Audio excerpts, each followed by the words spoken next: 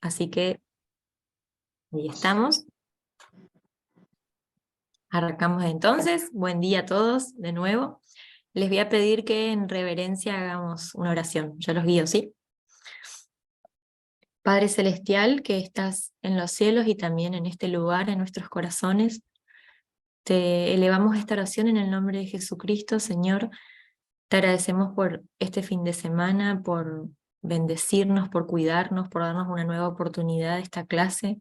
Bendecimos tu nombre, Señor, y te pedimos tu guía, la dirección de tu Espíritu Santo para esta clase, para que podamos desarrollar estas unidades que nos quedan de la mejor manera, Señor, que sea provechosa la clase de hoy, que podamos aprender entre todos, que nos sirva, Señor, para poder ayudar a otros y sobre todo para poder acercar a la gente a ti, Señor.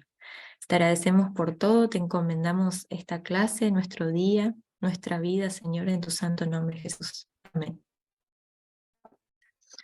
Bueno, gente linda, vamos a arrancar, les voy a compartir el Power. La verdad es que los Power son como más de guía, porque vieron que yo por ahí no pongo tanta información en el Power, pero en realidad esta vez van a ver que sí les puse bastante información, pero no se asusten, en realidad es porque esta parte de los trastornos de la personalidad eh, no les voy a dar para leer aparte. Si ustedes quieren, sí, les puedo dar información sobre esto, pero para no cargarlos mucho, no les doy aparte, sino que se los escribí acá en el Power. Como les digo, yo no soy muy partidaria de cargarlos de información en el PowerPoint porque me parece que o leen todo ahí y se pierden, o, y bueno, y no escuchan a la disertación, o si no, por ahí uno se pierde escuchando y queriendo anotar, entonces me parece engorroso poner mucho. Esta vez les puse mucho, como les digo, la idea no es que se asusten, pero de que quieran escribirlo, sino que les va a quedar. Y bueno, prefiero que les quede acá en el PowerPoint para que después lo repasen desde ahí si quieren. Bueno, no si quieren, que lo repasen desde ahí y que después puedan leer el otro material y no cargarse con esto. Vieron, les voy a mostrar que hay bastante, no quiero que se asusten con todo esto, como les digo, vamos a verlo más a grandes rasgos, porque como yo les dije varias veces, la intención no es que ustedes, hola Liti, no es que ustedes diagnostiquen, no es la idea, ni tampoco tienen por qué hacerlo, ni preocuparse por esta parte. Simplemente, como la parte de la consejería cristiana tiene mucho de psicología, es prudente que ustedes tengan una aproximación de los trastornos de la personalidad y bueno, reconocer algunas diferencias. Y por sobre todo, mi idea de esto es que ustedes puedan por lo menos orientarse y orientar a la gente a no utilizar las palabras como trastorno, ansiedad, depresión, TOC, de una mala manera y como si fuese de un uso común y corriente, porque como les decía la vez pasada, el tema de los conceptos de psicología tienen mucho de lenguaje común para la gente y se mal utilizan. Bueno, a mí me molesta, pero es como cada uno en su área. Yo estaba pensando, si uno va a la ferretería y le dice, vendeme el cosito ese que va en tal lado. Y bueno, al que trabaja ahí va a decir, no, pero decímelo con propiedad, es el tornillo, qué sé yo. Y le va a molestar que la gente no sepa. Yo lo digo desde mi área. A veces utilizan palabras que están mal utilizadas con respecto a la psicología, a la medicina, al derecho, porque uno, bueno, son conceptos que por ahí se trabajan cotidianamente. Pero mi idea, como les decía, es que ustedes puedan diferenciar por lo menos esto y orientarse y orientar a otros para que la gente no se ande diagnosticando porque sí, porque si uno se cree que tiene cierto trastorno, posiblemente de manera inconsciente desarrolle ciertos síntomas con respecto a esto. Entonces es importante que ustedes por lo menos tengan esta diferenciación. Dicho esto, arrancamos un poco con los trastornos de la personalidad. Y me gustaría que por lo menos tengamos una idea de esta diferenciación entre lo que es una enfermedad y lo que es un trastorno. Por ahí otra cosa que se utiliza mal es que uno dice, por ejemplo, está enfermo con depresión, o la depresión es una enfermedad. Y en realidad no. Los problemas psicológicos no tienen las características que se deberían cumplir y que deben tener para considerarse una enfermedad. Por ejemplo, no tiene un origen etiológico bien reconocible, o sea, no tiene una causa reconocible, que para que sea una enfermedad tiene que tener al menos 2 criterios de 3, que es que tenga un agente etiológico, es decir, que se conozca la causa, que sea reconocible, que tenga un grupo identificable de signos, de síntomas, y que sobre todo pueda tener una alteración anatómica que sea bastante consistente, o sea, que se reconozca, ¿no? Entonces, para que sea una enfermedad tiene que tener al menos 2 de esos criterios. Los trastornos no necesariamente tienen todos, ¿sí? Pueden tener, por ejemplo, un origen etiológico, pero despertar un síntoma que sea, en unos sí, en otros no, pero generalmente la causa no suele ser etiológica, ¿se entiende? El trastorno tiene que ver más con una afección del cotidiano vivir de las personas, ¿sí? Tiene mucha influencia del medio, el trastorno psicológico. Entonces, a grandes rasgos, la idea es esta diferenciación para que no utilicemos la palabra enfermedad con el mismo significado de lo que es un trastorno. Y es trastorno, no trastorno, como suelen escribir algunos. Y otra de las cosas que son importantes es que cuando uno habla de enfermedad, se busca una cura. La enfermedad, por más de que haya enfermedades que no tienen cura, como uno conoce la causa etiológica, puede sugerir una cura, ¿no? En el trastorno no se habla de cura, sino se habla de tratamiento, de recuperación, de anulación de los síntomas, pero el trastorno va a tener un trabajo constante de la persona. Eso no quiere decir que una persona toda la vida sufra ese trastorno, pero sí quiere decir que como no se habla de una cura, es difícil determinar cuándo este trastorno se termina. Hay algunos que no tienen un final, como vamos a ver. Hay trastornos que las personas lo lleva toda la vida y hay algunos que son transitorios, pero que después hacen que la persona tenga que trabajar sobre sus recursos psicológicos y emocionales para no tener posteriormente una recaída. Bueno, después tenemos también que si ustedes quieren les voy a pasar el material, la diferencia entre trastorno y síndrome, pero no quiero adentrarme mucho en esto porque si no perdemos tiempo y quiero que podamos arrancar con la unidad 4 que creo que les puede ser muy útil. Entonces, bueno, acá van a ver qué es un trastorno general de la personalidad. No les quiero leer todo esto, sino para que lo tengan nada más. Que generalmente va a afectar a la persona en su cotidiano vivir, es decir, que la persona realizaba su vida con determinada normalidad y el trastorno va a hacer que esto se vea perjudicado, ¿no? Que la persona ya no pueda desenvolverse de la misma manera, tanto con su trabajo, con las otras personas, con sus relaciones, con sus cuestiones personales. Todo lo que tiene que ver con su funcionamiento se ve trastocado. Y bueno, se tiene que tener por ahí en cuenta que si bien no se habla de un tiempo en el que tiene que tener síntomas, sí se considera que no se puede diagnosticar un trastorno con solo un episodio, por ejemplo, porque hay situaciones en la vida que nos pueden llevar a tener síntomas de un trastorno, pero no necesariamente significan el trastorno en cuanto tal.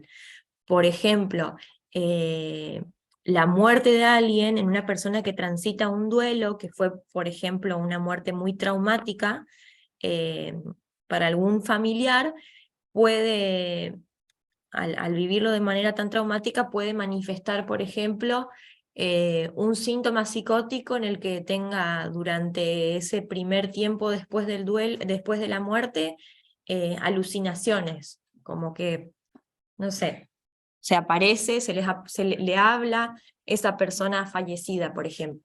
Y no se puede diagnosticar con solamente ese síntoma, ni tampoco en ese periodo, porque esos rasgos, digamos, pueden aparecer en cualquier momento de nuestra vida y nos puede pasar a cualquiera de nosotros, dependiendo de las situaciones que transitemos y de nuestro grado de vulnerabilidad. Entonces, es muy importante el no establecer un diagnóstico. Como yo les decía, no sé si les decía la vez pasada o no, pero si les dije, les vuelvo a decir, y si no les dije, les digo ahora, que la gente por ahí tiende a diagnosticarse porque ve cosas en internet. Entonces hay un cartelito, un meme o algo que dice, la ansiedad es esto.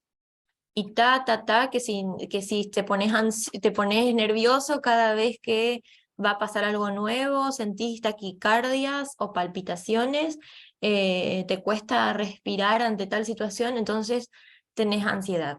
Y sí, en realidad eso es un síntoma de la ansiedad. Ahora, que sea un trastorno de ansiedad es otra cosa. El tema es que mucha gente lee esto y está tan desinformado lo que se transmite por internet que la gente se autodiagnostica y anda creyendo que tiene eso. Entonces, cuando yo creo que tengo tal o cual cosa, de manera inconsciente puedo despertar más síntomas. Entonces es muy importante no googlear estas cosas, no autodiagnosticarse, tomar estas cosas con pinza, porque de trastornos psicológicos, cuando se habla de esto, es es, es complicado porque de verdad uno puede despertar síntomas por creer tener tal o cual cosa. Se considera también una discapacidad cuando se habla de un trastorno psicológico, cuando llega al punto de afectar la cognición, la afectividad, las relaciones interpersonales, el trabajo, sí se habla de una discapacidad según la Organización Mundial de la Salud, porque la persona tiene un grado deficiente para relacionarse y para poder actuar de manera normal. Eh, cuando el trastorno le impide trabajar, eh, cuando no puede desenvolverse, como le digo, cuando no puede llevar una vida como la lleva, no voy a decir normal, porque lo normal es complicado, pero cuando no puede llevar una vida como la que le gustaba, como la que podía llevar anteriormente. Esto en muchos países, no en todos, se considera, bueno, se engloba más o menos dentro de las enfermedades, discapacidades, como que hay una mezcolanza, pero por lo menos sirve para que eh, el seguro social reconozca que este tipo de problemas están dentro de una discapacidad porque justamente impide que la persona pueda trabajar, por ejemplo. Una depresión impide muchas veces que la persona pueda trabajar. Entonces sí se considera una discapacidad y por ende necesita, al poder reconocerla desde las obras sociales, desde los seguros sociales, requiere atención. El tema es que hasta el día de hoy no se le da la importancia que requieren los trastornos. Entonces, tenemos por ahí muchas opiniones de gente sin saber que no entiende cómo este tipo de problemas, de trastornos que no se ven, se considera como que no existen o que son menos importantes que una enfermedad, como, no sé, la diabetes. Y está, ¿no? Esto de que, bueno, ponele ganas, capaz vos podés salir solo de esto. Cuando hay una cuestión leve, puede que sí, pero por ahí pienso en un ejemplo, ¿no? Si uno tiene problemas en la tiroides y engorda mucho por el tema de la tiroides, y yo le digo a alguien, no, fíjate vos, no hace falta que vayas al médico, porque capaz pensá positivo, ponele ganas y no vas a seguir engordando con tu tiroides. No, o sea, vamos a decir, no, déjate de joder. eh, Perdón si esa palabra no es muy buena en otro país, para nosotros en Argentina no es tan grave. Déjate de embromar, anda al médico y que te medique para que puedas estar controlado por este problema. Sería lo más normal, ¿no? En cuanto a los trastornos psicológicos, es lo mismo en ir al psicólogo o en ir al psiquiatra a que pueda medicar ciertos trastornos que no pueden ser solo manejados con la psicoterapia o que requieren una atención más rápida. Entonces se tiene como este prejuicio todavía de que, uy, ¿vas al psiquiatra? ¿Estás loco? Y no, generalmente en la menor medida uno trabaja con la locura. O sea, les puedo decir que yo, no sé, me habrá tocado 2, 3 casos en todos estos años de, ay, quiero estornudar, de locura, pero en realidad no llega a eso, no, es gente que necesita vivir bien, básicamente, y muchas veces los trastornos le impiden esto y necesitan una atención. Entonces, de la misma manera tenemos que considerar a los profesionales de la salud mental en cuanto a recibir esta atención, porque ahí es donde se tiene la idea de que puede salir solo, y muchas veces, en la mayoría de los casos, no, y requiere atención y sobre todo requiere comprensión, porque la gente no suele atenderse justamente porque tiene vergüenza, porque son cosas que no se ven. Eh, bueno, acá no los quiero detener demasiado en esto, solamente quiero que tengan en cuenta y que después lo puedan leer desde acá, porque no es muy complicado. Eh, Hay un manual que se utiliza en psicología y en psiquiatría, que es el DSM, Manual de Desórdenes Mentales, y va teniendo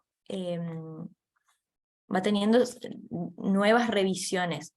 Al día de hoy va la 5ª revisión, que es el DSM-5, y todavía se tienen en cuenta algunas clasificaciones del DSM-4. Así que si escuchan esto es solamente la clasificación de los trastornos mentales. Dentro del DSM-5 se habla de una clasificación en 3 grupos que, bueno, que se corresponden a los trastornos de la personalidad. En cuanto a los trastornos de la personalidad, como le digo, tenemos el grupo A, el grupo B y el grupo C. Dentro de cada grupo hay diferentes clasificaciones también. Dentro del grupo A está el trastorno de la personalidad paranoide, de la personalidad esquizoide y de la personalidad esquizotípica. Como les digo, no quiero detenerme en esto, quisiera que después lo lean ustedes y que entre todos después nos saquemos la duda si necesitan saber algo. Porque no es necesario que ustedes sepan esto, porque como les digo, no van a andar diagnosticando por ahí. Necesito que tengan una idea de qué es más o menos cada una, pero no quiero detenerme demasiado en esto. Quisiera adentrarme más en las cosas que nosotros las vamos a ver más comunes y las que se suelen repetir por ahí en nuestros contextos de las congregaciones. El paranoico básicamente es como cuando uno ve que alguien se persigue demasiado. Vieron que hay alguien que siempre piensa que a alguien le está haciendo algo, que le pasa esto por algo. Pero ¿qué pasa? Para que sea un trastorno de la personalidad, tienen que manifestarse por lo menos 4 de los hechos siguientes. por ejemplo, que tiene esa sospecha sin una base sólida. Solamente sospecha que alguien le va a hacer daño, que alguien lo va a lastimar, que alguien lo decepciona, etc. Pero no tiene como una base sólida. Como dice ahí, una preocupación con dudas que son injustificadas porque a alguien de su círculo cercano le va a hacer algo, o me puede fallar, o no puedo confiar. Tiene poca disposición a volver a confiar. Son personas, por ejemplo, que si requieren medicación, están pensando que esa medicación no es segura, que seguramente le quieren hacer algo en lo que le van a dar a tomar, etc. Tienen rencor o ataques de ira como muy injustificados también, como que todo les molesta. Entonces, tienen que cumplirse 4 criterios para que uno hable de un trastorno, si no simplemente es un rasgo, ¿sí? Cuando se cumple 1, 2, 3, son rasgos, que los podemos tener todos. La personalidad esquizoide generalmente son personas que tienden como a retraerse. No quiere tener interés de relacionarse con nadie, incluso no tiene relaciones sexuales tampoco, ni relación de pareja con nadie. Eh, Le gusta hacer como cosas solas. Son personas que se desapegan afectivamente de otros. Es como que no muestra nada de emoción esta persona. Eh, Tienen que, como les decía, tienen que cumplirse 4, como van a ver ahí, la descripción aparece como eh, mínimamente 4 de los hechos, y después abajo en el punto B, para que sea este tipo de trastorno, o cualquiera de lo que vamos a ver, tiene que no se produce exclusivamente en el curso de otra enfermedad. Es decir, que todas estas clasificaciones son siempre descartables. Para que sea esto, tiene que cumplirse esto, no tiene que estar dentro de esto, no tiene que estar dentro del otro. Por eso les digo que es muy engorroso diagnosticar, y bueno, no es la función acá. Y bueno, y la diferencia con esta, ahí quedó ahí mal el renglón.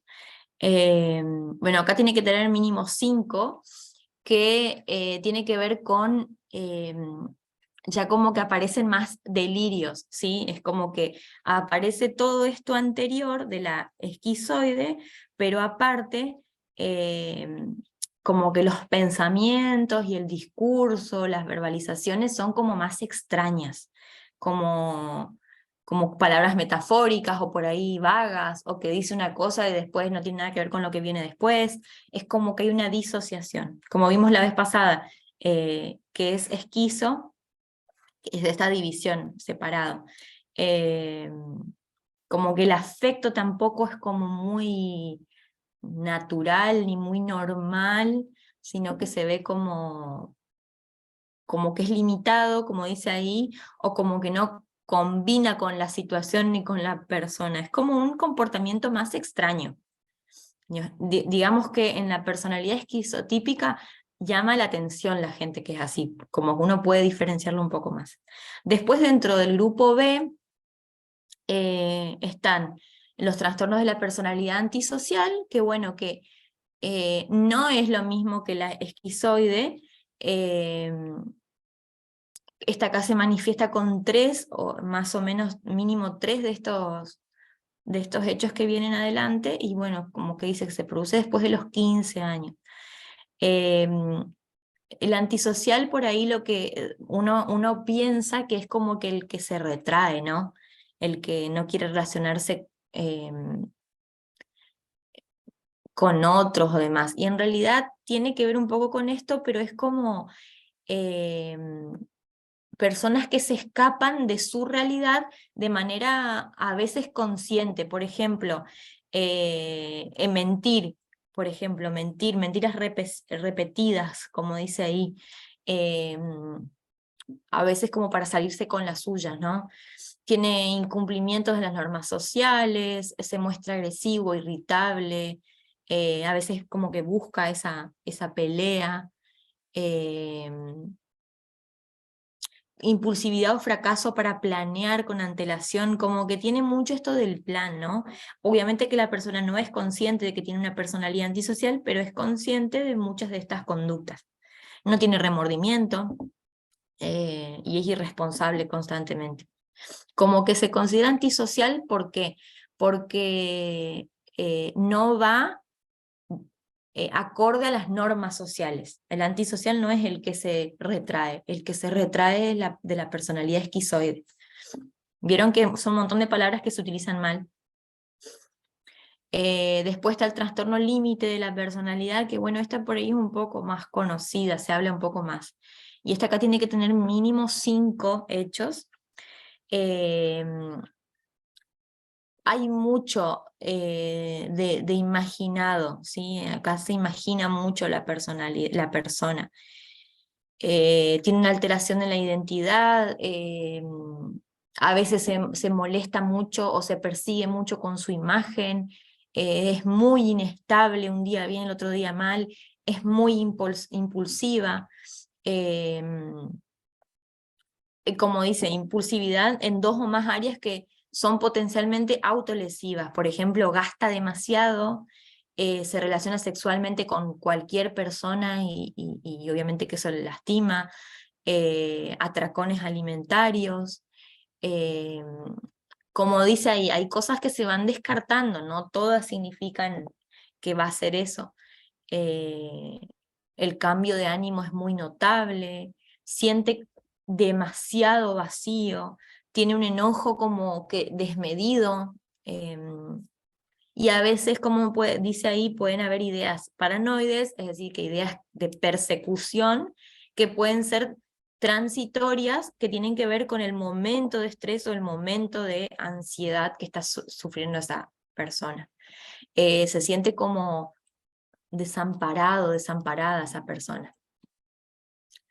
Dentro de esta también, del grupo B, está la personalidad narcisista. Vieron que el narcisista también eh, es una palabra que se utiliza bastante. El narcisista viene de la mitología griega, donde se habla de Narciso, que, a ver, si quieren pueden buscar la historia, que yo se las resumo nada más. Era una persona que se enamoró de sí misma, ¿sí? Es como que tenía muchas pretendientes, porque supuestamente era como muy lindo Narciso. Ahí viene también la historia de Eco, el Eco, también tiene como su historia, que Eco estaba enamorada de Narciso, y Narciso no le daba ni 5 de bolilla, y un día Narciso se acerca a un lago, un agua, no sé, que había algo, un lago, y ve su reflejo en el agua, y ve que era alguien tan hermoso ese reflejo en el agua, que él no sabía que el reflejo estaba funcionando como espejo, él no sabía que ese reflejo era él. Entonces le pareció tan hermoso ese hombre que apareció en el reflejo del agua, que él se tiró a encontrarse con quería estar cerca de esa persona tan hermosa. Entonces, bueno, se ahoga. Bueno, después dice que de ahí nace la flor de Narciso y no sé, un montón de pavadas, pero dentro de esta mitología de esa persona que se amó a sí mismo, viene la personalidad narcisista, que generalmente la personalidad narcisista lo que tiende es como a elevarse constantemente y no acepta eh, críticas de otro lado. Generalmente lo que hace es una persona que busca constantemente las falencias en otras personas. Tiene como ese delirio de grandeza, como dice ahí también, que es prepotente, es especial, único, no tiene empatía, no tiene tampoco ningún tipo de remordimiento, y aprovecha situaciones como para dejar mal a las otras personas y enaltecerse. Obviamente que esto lo hacen de manera inconsciente, pero hay rasgos narcisistas que sí pueden la persona ser consciente de esto, y nosotros la podemos hacer consciente. A ver, uno cree que esta persona como que se cree un montón, es decir, que se siente satisfecha. En realidad es todo lo contrario. De manera inconsciente, su yo, esa parte que habíamos visto que dentro de las tópicas inconscientes, que está el ello, yo y super yo, este yo está totalmente empobrecido, es decir, que es un yo chiquitito, y que como se siente tan desválido, se siente tan pobrecito, tan poca cosa, necesita hacerlo crecer de una manera desmedida y de una manera insana, que es, yo hago crecer este yo, cuando hago que los otros sean así de chiquititos, entonces ahí es donde crezco. Es decir, que es una manera insana, digamos, porque son personas muy inseguras que necesitan admiración, que necesitan constantemente no sé, sentirse exitosos, hermosos, que son el ombligo del mundo, y menospreciar a los otros. Esa es la personalidad narcisista. Como digo, no es lo mismo trastorno de la personalidad que un rasgo narcisista. Creo que todos conocemos a alguien que tiene por lo menos algunos rasgos narcisistas. Hay unos cuantos. Después dentro del grupo C, ya es el último, están los trastornos de la personalidad evasivas. Dentro de esto tienen que cumplirse al menos 4 criterios. Nada, es la persona que siempre se escurridiza a las responsabilidades. Por ejemplo, cuando hay en el trabajo, en algún club o en algo en lo que que la persona, bueno, también obviamente en la iglesia, que se tiene que tener como más contacto unos con otros, eh, se va, no quiere o pone excusas, porque tiene como mucho miedo a que lo critiquen, a que lo rechacen, a que lo desaprueben. Y tiene poca predisposición a relacionarse con otros, a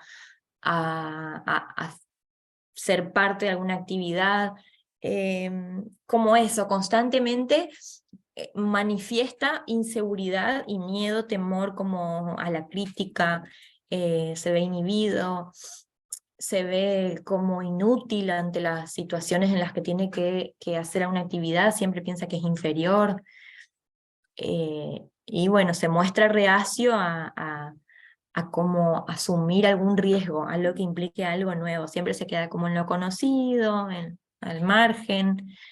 Como digo, tienen que cumplirse al menos 4 de estos criterios, si no, simplemente son rasgos. Trastorno de la personalidad dependiente dentro del grupo C también. Es como la persona que todo el tiempo necesita de alguien, que lo cuiden, que lo mimen, que lo estén tratando como en bandeja. No suele tomar ninguna decisión, sino que necesita el consejo, necesita que... Y de esto creo que se ve muchísimo dentro de las iglesias, la persona que por cualquier pavada está recurriendo al pastor. ¿Y qué hago? Necesita que alguien lo tranquilice, que otro asuma la responsabilidad. ¿Qué más? Como dice ahí, bueno, tienen dificultad para iniciar proyectos, hacer cosas por sí mismo, porque tiene mucha falta de confianza, se juzga demasiado, eh, y como que necesita una aprobación excesiva de la gente. No quiere como estar solo porque se siente como muy indefenso, como muy vacío, con mucha incomodidad. ¿Se entiende? Bueno, y esta vendría a ser como la clasificación de estos trastornos de la personalidad. Ahora quiero adentrarme un poquito en los que son, que son los trastornos más conocidos y con los que más convivimos y que incluso nos pueden pasar a nosotros. Quiero compartirles, para hablar un poquito de esto, 3 videos que son recortitos, en los que vamos a ver un poquito de estos trastornos. No sé si ustedes estuvieron Ay, no puedo hacer para compartir, siempre. Ahí está. No sé si ustedes estuvieron en el diplomado en el que era para líderes juveniles. Ahí yo les había compartido un videito sobre depresión, que les quiero volver a compartir igual porque es cortito, pero me parece que explica de una manera animada lo que vive una persona, por lo menos un poquito de lo que vive la persona, porque uno nunca va a poder dimensionar al 100%, porque cada caso es distinto, si bien se cumplen ciertos criterios de uno y otro para que se pueda clasificar y diagnosticar, pero cada caso es distinto, cada uno lo vive distinto, y cuando uno va a ver algo de esto va a decir, no, a mí me pasa mucho más que todo esto, pero por lo menos es una aproximación. Entonces, primero les quiero mostrar el trastorno de... Ay, ¿dónde está? Bueno, vieron que la tecnología conmigo se pone rebelde. Voy a minimizar esto, vamos a ir de a uno. A ver. Les quiero mostrar primero el de ansiedad.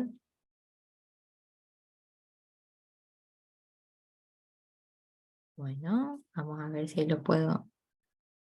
Ahora sí. ¿Lo ven?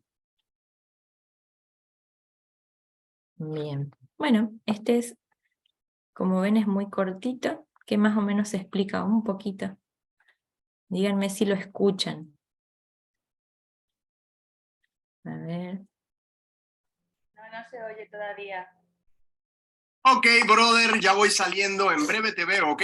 Vale. ¡Taxi! Oye, ¿y si dejaste la plancha conectada? ¿Qué? No, yo la desconecté, estoy casi seguro. Esto suena a que la dejaste conectada. Bueno, ¿y qué es lo peor que puede pasar? Ah, casi nada. Que se queme la casa y el edificio y que te metan preso por pirómano y abusen de ti en la cárcel y pierdas las ganas de vivir. Ok, ya está. Regresamos enseguida. No voy a perder las ganas de vivir por una plancha. Venga, vamos. ¡Ey, no querías un taxi! ¡Tontorrón!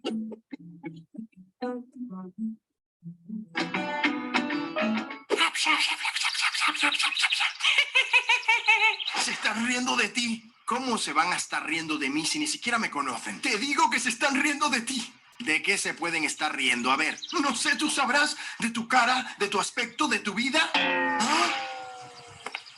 Ustedes son unas crueles y unas maleducadas. Las personas feas también tenemos derechos. Que les den por detrás. Uy, ¿qué le pasó a ese? La droga hace mucho daño, amiga. Oye, te veo muy flaco. Cómete otro donut. No. Ayer me pesé y estoy en mi peso ideal. Cómete otro donut, que se te ven las costillas. Que no, pesado. Además, ya me he comido 7 donuts. Cómete otros donuts, que están muy buenos. Bueno, eso sí. Eso sí que sí. Ay, papá, eso es corona. ¿Qué dices? Acabo de dar negativo hace 2 días. Ya, pero ¿y si es corona? No puede ser corona porque no tengo más síntomas. ¿Y si es cáncer? ¿Qué? ¿Por qué dices eso? No sé, puede ser cáncer, ¿no? ¿Y si es cáncer? Dios, ojalá que el oncólogo tenga tiempo para verme hoy mismo. Y cómete las uñas. ¿Qué? Cómete las uñas, que eso tranquiliza. No. Oye, cómete las uñas, que no están parejas. Mira, unas largas y otras cortas. ¿Eso qué es? Ok, pero solamente la de un dedo. ¿Cómo te llamas? Hola, fulano de tal, ¿y tú? Camila, yo soy la cajera del supermercado. ¡Ja, sí! Ya me sonaba tu cara. ¿Qué tal todo? Tú siempre estás por las mañanas, ¿no? Seguro tienes una lagaña. Shh, calla, no tengo nada. Ella se rasca porque le pica el ojo, no más. No seas tonto, eso es una forma educada de decirte que tienes una lagaña. No tengo nada. Tienes un moco. Todavía lo tienes. Todavía lo tienes. Suscríbete, suscríbete y el video te... Bueno, era un poco animado para que vean cómo es la ansiedad. Alguno se sintió un poco Qué identificado. parecido con la realidad, es pura coincidencia. Silvia. Me gustó porque lo hace muy gracioso. La plancha, te juro.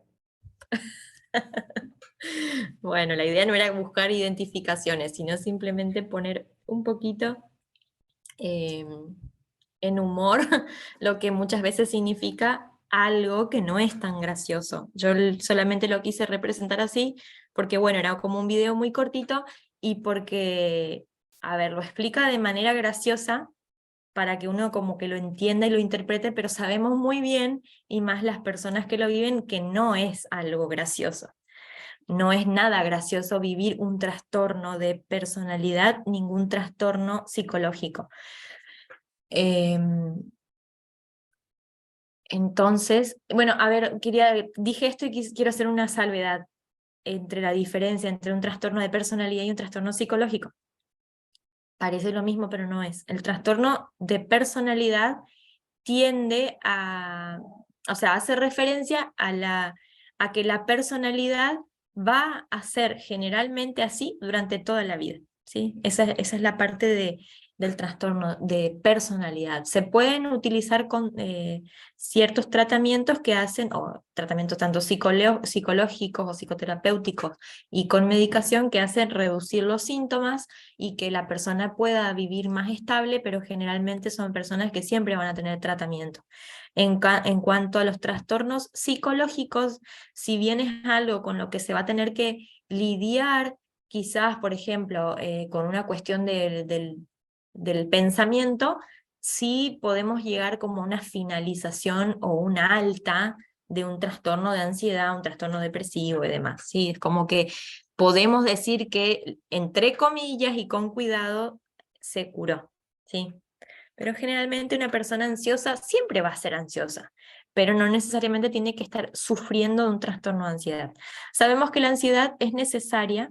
Hoy justo Alan contaba que mañana tiene una situación en cuanto a la facultad que le genera ansiedad. Esa ansiedad es normal y muchas veces es necesaria porque nuestro cuerpo se activa y es lo que nos anima como a vivir, ¿sí? Nos pone como las ganas de hacer cosas.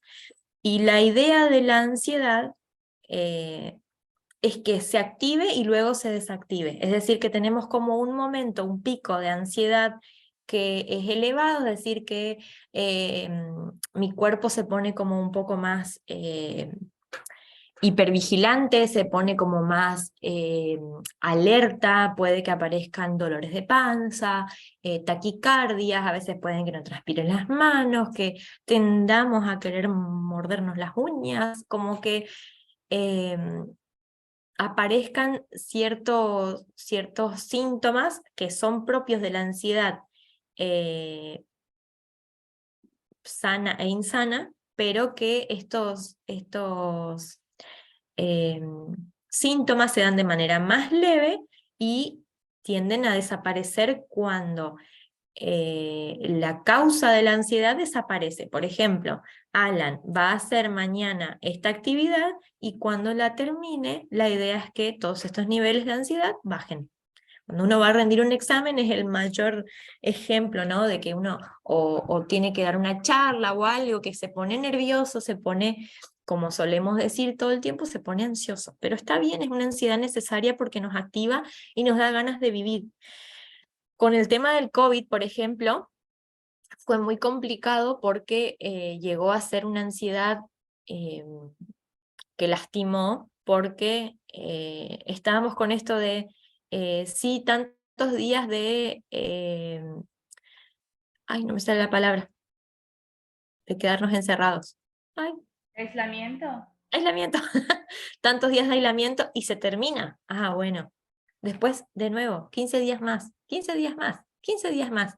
Y era una ansiedad constante, no se terminaba nunca. Entonces, si bien nuestro umbral de tolerancia empezó a ser como más grande y nosotros tenemos esa capacidad de adaptación, ahí va a depender, digamos, de cada uno, algunos más, otros menos, y también dependiendo de los factores externos y de los recursos psicológicos y ambientales de cada uno, unos toleran más que otros, y eso derivó en un montón de problemas. Después de la pandemia es increíble cómo se exacerbaron los trastornos trastornos psicológicos, justamente porque llegó a pasarse el límite de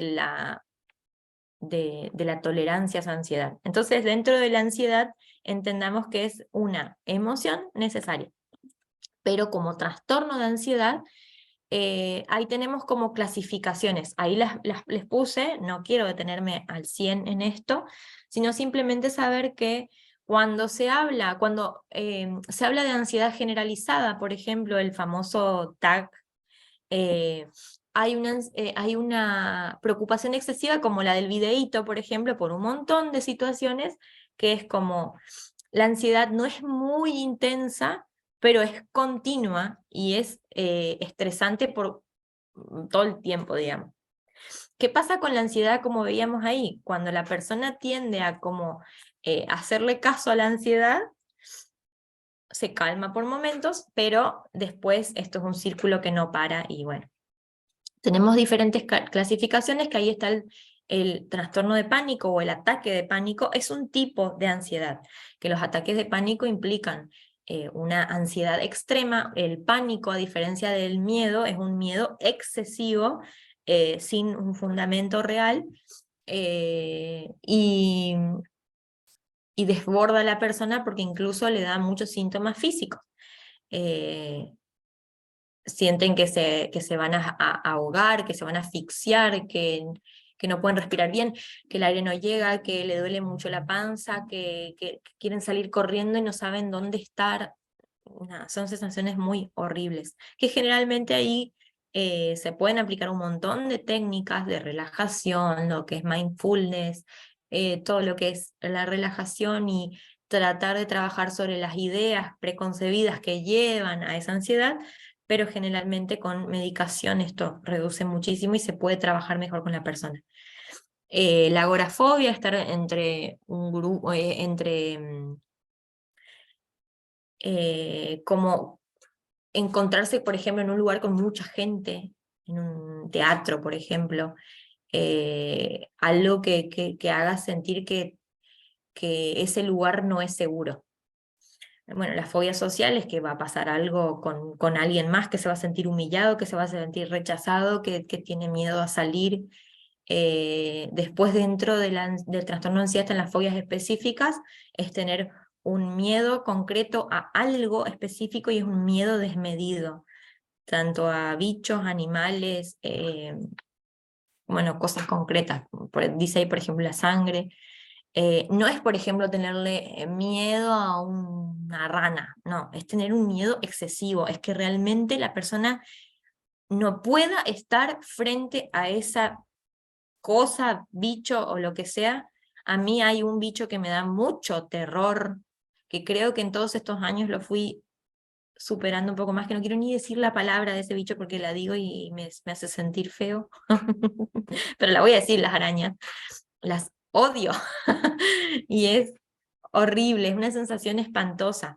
Y si bien se puede ir tratándose, sobre todo la psicología cognitivo-conductual, ayuda muchísimo para poder superar las fobias, es algo que va a generar vivir con ese temor. Pero el tema es que las fobias específicas, que creo yo que el mío no llega a un punto hiper extremo, quizás sí llegó a un punto bastante importante en cierto momento de mi vida, pero no llegó a ser tan grave como lo veo en otras fobias, ¿sí? Que les impide a la persona directamente moverse, no pueden ni escuchar la palabra. Bueno, después el trastorno de separación, que tiene que ver más que nada con los niños, que bueno, como que su figura de apego se va y aparece mucha ansiedad por eso. Ahora, interesante lo que dice bien abajo, es que quien tiene una ansiedad puede tener diferentes tipos de ansiedad, eso sí, pueden estar combinados. La ansiedad, lo que básicamente tiene, que por ahí quisiera que se imaginen, imagínense un triangulito, donde en una punta del triángulo está un yo, nuestro yo que se siente incapaz, que se siente chiquitito a afrontar, un miedo, ¿sí? Un miedo también en la otra puntita, que es un miedo excesivo y terrible a creer que uno no va a ser capaz de encontrarse en la otra puntita con una realidad que es amenazante. ¿sí? Entonces este triangulito hace que haya una realidad que sea amenazante, por ejemplo, me va a ir mal, o tal persona va a salir de viaje, o me voy a subir a tal lado y me voy a morir, me voy a subir a un avión y me voy a morir, ¿y qué tal si me muero? ¿Y qué tal qué tal si me muero? No, ¿qué tal si se rompe algo? ¿Qué tal hay una turbulencia y el avión se cae? Y bueno, todo el pensamiento en relación a esa amenaza, que, como les digo, implica como un miedo excesivo que está relacionado a todas las ideas que voy teniendo, que son preconcebidas, que generalmente son erróneas, irracionales, y mi yo se siente como chiquitito, no voy a poder afrontar esto, no voy a poder, no voy a poder, no voy a poder, entonces me quedo. ¿Se entiende? Eso es más que nada, más o menos la ansiedad. Si queda alguna duda después me la dicen, ¿sí? Van anotando dudas. Oh. Quiero que, aquí todavía tenemos tiempo. Espero que podamos ver todas. Son 3 videitos igual, no es tanto. El de la depresión, es el que un corazón porque... Ay, a mí me apareció, pero a ustedes no todavía. Este es el que les había mostrado en esa charla, pero vamos a verlo de nuevo, ¿les parece? ¿Ahí lo ven?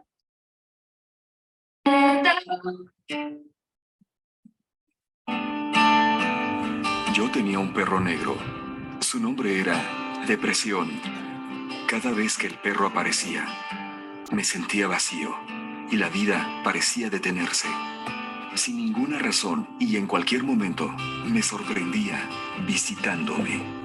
El perro negro me hacía parecer y sentir más viejo de lo que era. Cuando el resto del mundo parecía estar disfrutando de la vida, yo solo podía verla a través del perro negro. De repente, las actividades que normalmente me provocaban placer ya no me interesaban. Le gustaba arruinarme el apetito. Masticaba mi memoria y mi habilidad para concentrarme. Si quería hacer algo o ir a algún lado con el perro negro, necesitaba una fuerza sobrehumana. En situaciones sociales, él podía olfatear y darse cuenta de mi confianza y ahuyentarla. Mi mayor temor era que me descubrieran.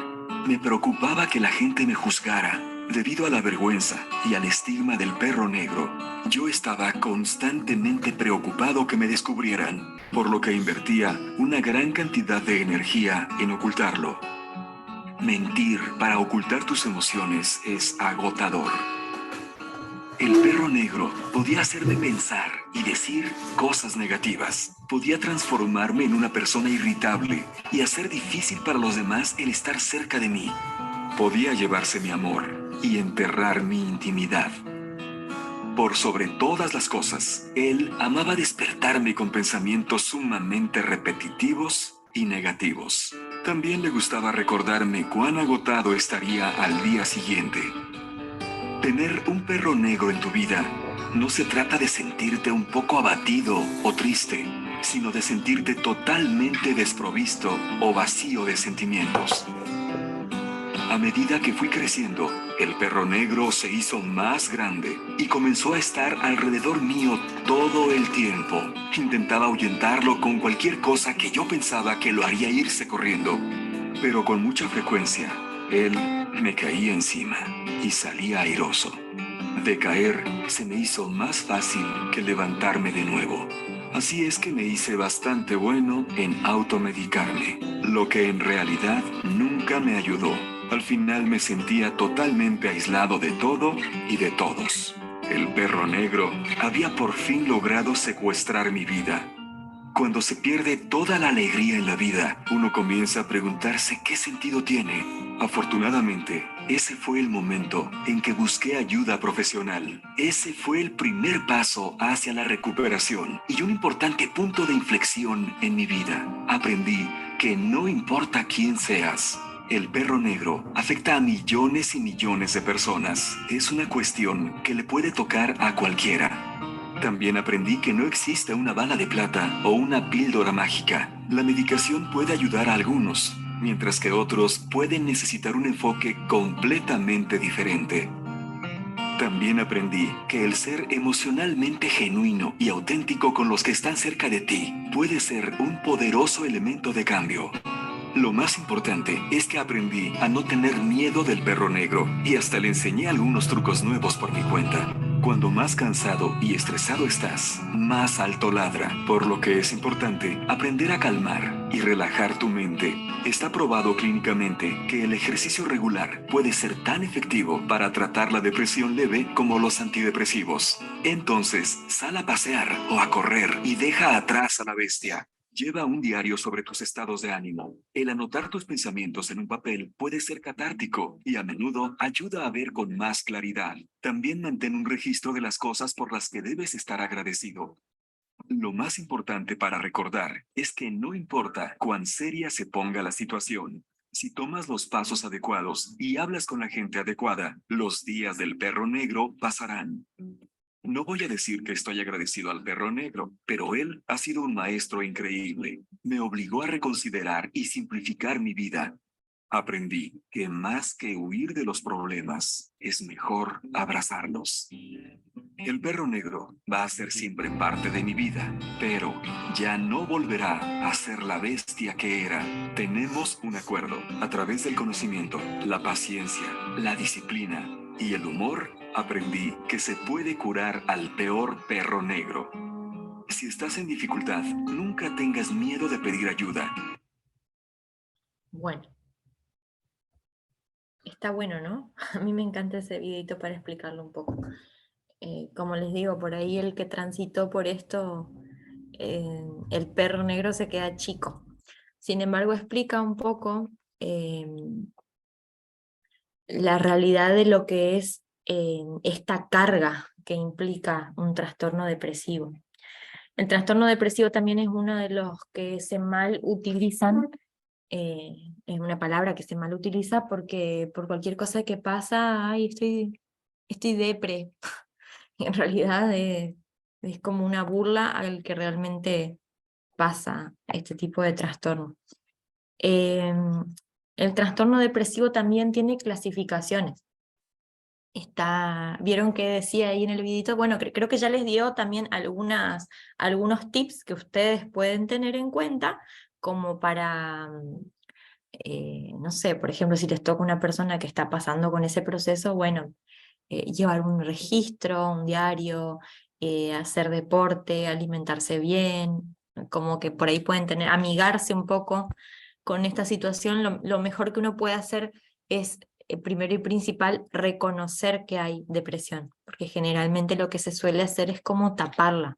Uno porque por el miedo a lo que significa esa sensación horrible, entonces se hacen cosas como para distraer la mente, y también por vergüenza. Generalmente estos trastornos generan vergüenza en la persona, cuando hoy sabemos que lo mejor que podemos hacer es hablar. Como hay mucho juez dando vuelta, entonces la persona tiene miedo a contar. Pero dentro del, como decía ahí, que la persona que sale a hacer, por ejemplo, ejercicio puede, está comprobado que puede llegar a curarse una depresión leve. Hay diferentes grados. Generalmente el que está clasificado dentro del más complicado es el trastorno depresivo mayor. Después hay otro que es la distimia. El trastorno depresivo mayor es que, a ver, en todos se manifiestan como los mismos síntomas, pero el trastorno depresivo mayor está como más intensificado, está como bien marcado los síntomas, y son como más recientes. En la distimia o en el trastorno depresivo menor es como un aburrimiento de la vida que puede llevar, no sé, años. La persona es como ese desgano, como que todo le da lo mismo, por ahí no llega a tener una sensación tan intensa de querer quitarse la vida, de querer morir, pero todo como que no tiene sentido, como les digo, un aburrimiento de la vida, como que nada despierta interés, como que hay una desazón, y eso se puede llevar durante años, como que falta una chispa. También hay, por ejemplo, depresiones, que bueno, en realidad la causa de la depresión es como muy difícil de determinar, porque le puede pasar a cualquiera en cualquier momento. Tiene que ver con la predisposición genética, si alguien pasó en la familia también puede haber, con cualquier tipo de trastorno, no solo con este. Puede ser endógena, que alguien tenga eso como predisposición a tener depresión, puede ser haber atravesado una situación traumática de niño y que después lo despierte, puede ser una situación traumática actual. La menopausia, por ejemplo, puede ser un factor que también puede despertar depresión, porque en las mujeres somos más propensas por el cambio hormonal, entonces las hormonas también juegan un factor importante. También hay depresiones que son iniciadas por algún medicamento, por drogas.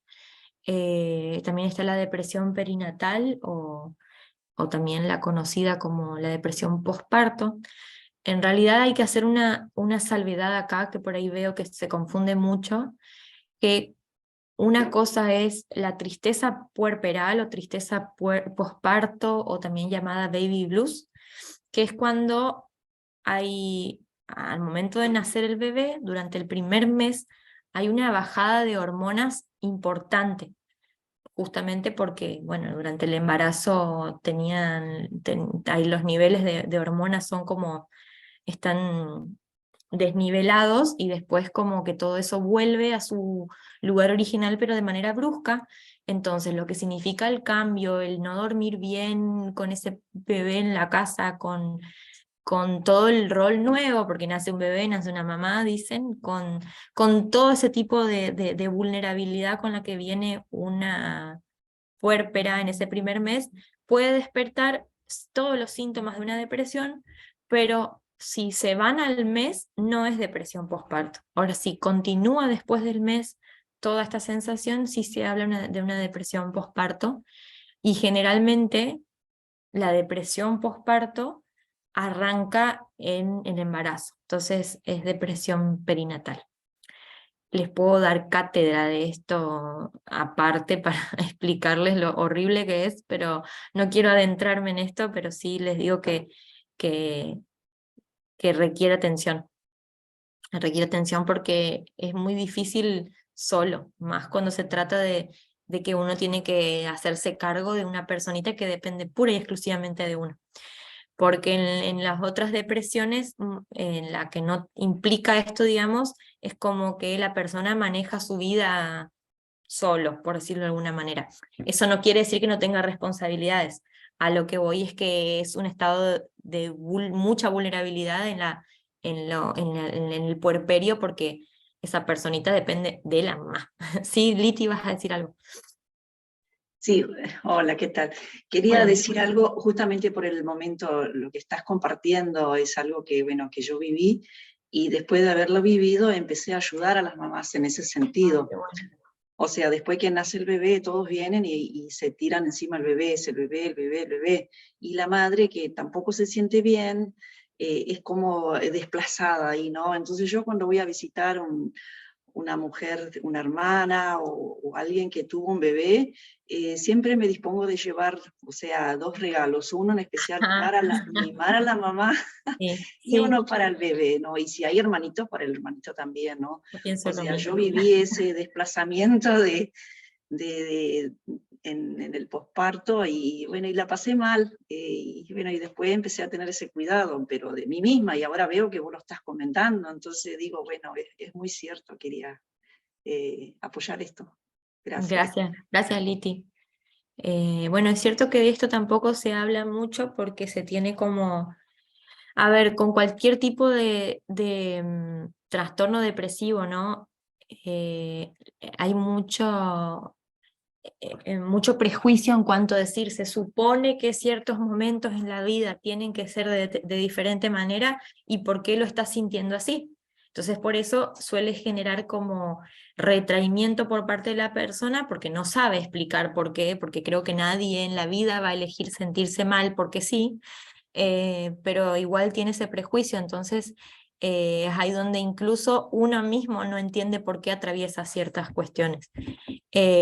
Como les digo, tienen que ver un montón de cosas. El momento de la vida, en cuanto a cómo uno transita físicamente, el momento que uno está atravesando existencialmente, el trabajo, quizás una separación, un divorcio, no sé, miles de cosas, la muerte de alguien. También los duelos hay que entenderlos como diferente del trastorno depresivo, porque el duelo, si bien tiene todos los mismos síntomas, también está dentro de un periodo en el que es aceptable, pero se supone que después se logra la aceptación y por ende la recuperación, porque el duelo implica ese mismo vacío que significa la depresión, pero está dentro de un paréntesis. Si se pasan, no sé, se dice 6 meses, yo considero que el duelo es mayor, y dependiendo de cada uno. Yo diría que si eso pasa a los 2 años, sí estaríamos dentro de un trastorno depresivo, pero no por eso, no antes hay que tratarlo. Y después, bueno, también está el trastorno afectivo estacional o el trastorno depresivo por estaciones, que hay gente que tiende a tener depresión dependiendo de la estación del año. Parece, ay, qué raro, pero en realidad sí, contrapasa. Y se ve este tipo de trastornos dentro de otro, que es el trastorno bipolar, que vamos a ver un poquito después, que también suele pasar esto de las estaciones. Entonces, ¿qué implica la depresión? Tiene que haber mínimo 5 de estos, que tienen como mucha falta de energía, como que no hay ganas de nada, sensación de estar más lento, de que el cuerpo pesa, de que de verdad no hay ganas físicas de hacer cosas. Hay culpabilidad por sentirse así, sentirse inútil, sentirse impotente, como que uno nunca va a salir de eso. Se duerme demasiado o no se puede dormir. Eso que decía ahí de despertarse a cualquier hora y con pensamientos, a los que escucho que tienen depresión, sí, suelen despertarse, quieren que llegue rápido la noche, pero suelen despertarse muy temprano a la mañana y aparece ese dolor de panza, sensación fea de ansiedad, de vacío, de desazón, de desesperanza, de que nada tiene sentido. No hay interés por hacer absolutamente nada, todo parece sin sentido. Y aparecen constantemente las ideas de que sería mejor estar muerto. Hay que prestar atención cuando realmente hay ideas suicidas. La ideación suicida es muy común dentro de la depresión, no todos lo llegan a hacer, pero sí es algo que es muy recurrente, porque si uno no tiene nada de estas cosas, de ganas de nada, entonces piensa que lo mejor es no estar. Tengo un mensajito. Alan dice que a él le pasó. Es horrible, sí. Y ustedes saben que esa imagen que mostraba que había un montón de gente con un montón de perros negros, es una afección de 1 de cada 10 personas seguro que tiene depresión, si no más. Entonces es algo que afecta muchísimo, muchísimo, y mucho más ahora. Trastornos de ansiedad y trastorno depresivo, más después de la pandemia, son increíbles la cantidad que aparecieron. Había algo más que le quería decir de esto que no me acuerdo. Bueno, acá sobre todo es importante que se recurra si ustedes se encuentran con un caso así bastante grave, que no lo traten solos. ¿Sí? Yo diría más que después pueden hacer más el seguimiento o tener como estar ahí, obviamente en todo al momento psicológico psiquiátrico, pero sí derivar este tipo de casos a psiquiatría para que la persona pueda salir más rápido. En realidad lo que hace la medicación es que, ustedes imagínense que yo estoy acá, de este lado, el mundo está acá, y acá en el medio hay como una nebulosa, hay humo, hay algo que no me deja ver bien. Lo que hace la medicación es como esfumar todo este humo, esta cosa que no se ve bien, limpia el panorama para que se pueda ver la realidad de una manera concreta, real y así como es. Porque lo que hace toda esta nube es no dejarme ver las cosas bien. La medicación no va a solucionar el problema, la realidad va a estar ahí, pero lo que hace es limpiar el camino, hace que la persona pueda tener mayor coherencia en el pensamiento, hace reducir mucho la ansiedad, porque generalmente, a ver, hay trastornos depresivos que son, eso era el otro que le iba a decir, trastornos que llevan directamente a que la persona se quede acostada todo el día, pero hay depresiones que son ansiosas. Entonces mucha gente tiene depresión y uno dice, no, ¿por qué no anda así arrastrado? Y no necesariamente tiene que ser así. Hay depresiones que son ansiosas, la persona se siente tan mal que de verdad como que quiere salir corriendo y no sabe qué hacer y no puede quedarse acostado porque sigue pensando. No, es horrible, pero sí es cierto que lo que hace la medicación es como tranquilizar un poco ese caudal de pensamiento. Lo que suele pasar en estos trastornos es que realmente no se puede parar de pensar. Es horrible, no se puede parar de pensar un segundo. Y los pensamientos son taca, taca, taca, taca, taca.